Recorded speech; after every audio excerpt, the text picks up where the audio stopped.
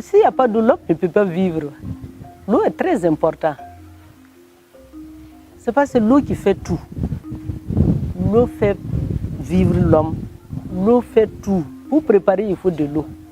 Pour élever, il faut de l'eau. Pour t'entretenir même, il faut de l'eau. Donc l'eau est très importante partout. Le Burkina Faso est un pays enclavé de l'Afrique de l'Ouest où l'eau est une ressource sacrée. Par conséquent, le pays a adopté l'approche de la gestion intégrée des ressources en eau, nommée la GIR. L'approche GIR implique que tous les utilisateurs travaillent ensemble à la prise des décisions collectives sur la gestion de l'eau et des autres ressources naturelles. Et ces décisions doivent non seulement contribuer au bien-être économique et social, mais aussi permettre de veiller à ce que les écosystèmes ne soient pas endommagés. Donc, c'est pour aller dans la gestion intégrée, efficace et durable des ressources en eau qu'on a créé les agences. Donc, pour dire que l'un des objectifs, c'était de permettre en tout cas de gérer de façon efficiente et efficace des ressources en eau afin de permettre de satisfaire les besoins des générations d'aujourd'hui et les générations futures. Cependant, au Burkina Faso, les différents usages et intérêts de ces groupes d'acteurs provoquent des conflits occasionnels. L'un des défis est l'absence d'engagement des groupes d'utilisateurs, ce qui entraîne des problèmes d'adoption et d'appropriation du processus GIR. Les animaux partent pour forcer rentrer dans les jardins.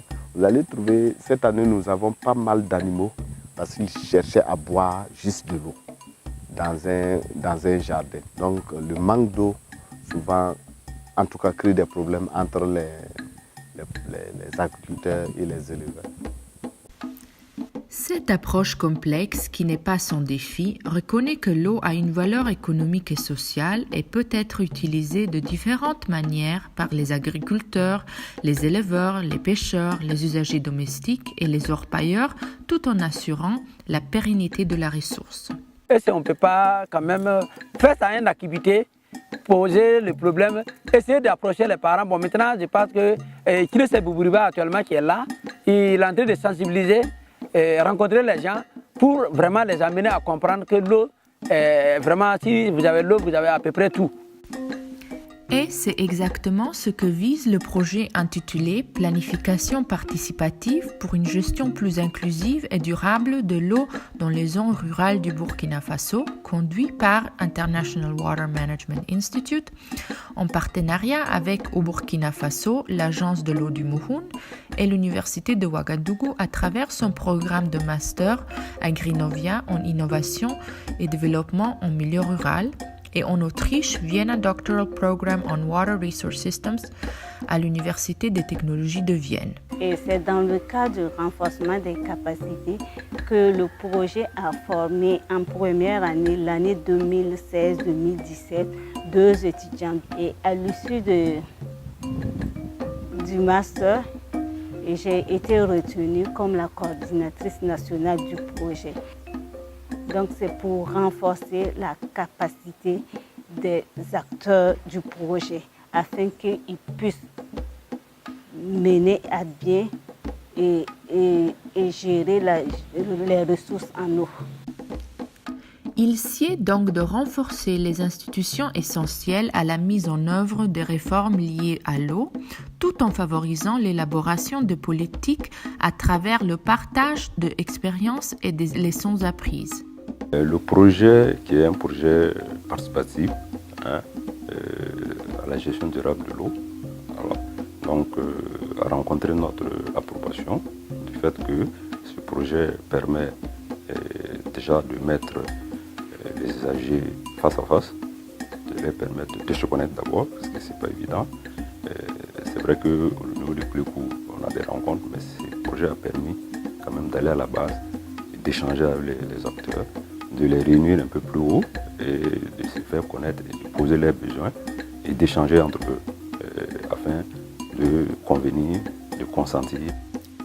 Cette approche aura non seulement un effet positif sur la gestion des ressources en eau, mais aussi sur la conservation de la biodiversité et la gestion durable des ressources naturelles, ce qui donnera lieu à un impact positif sur la sécurité alimentaire et la productivité agricole tout en atténuant les impacts du changement climatique.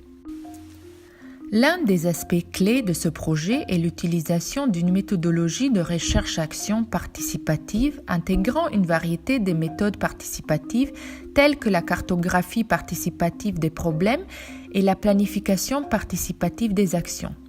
Il permet aux chercheurs et aux acteurs de disposer d'informations précieuses sur les perceptions et les attitudes des communautés vis-à-vis des paysages et des ressources tout en contribuant à la réalisation de progrès à travers la connaissance de soi, le partage d'expériences et la redéfinition des objectifs. Ce projet aidera les communautés à identifier et à travailler à l'attente d'un ensemble d'avantages tels que la gestion améliorée de l'eau, la durabilité environnementale et le développement économique plus large. En outre, il permet d'impliquer les communautés rurales dans la prise des décisions relatives à l'eau, en les sensibilisant sur les problèmes cruciaux liés à l'eau. Enfin, ce projet contribue à l'autonomisation des communautés locales et rurales. L'une des étapes les plus récentes est la création d'un plan d'action impliquant les utilisateurs des 3 clés.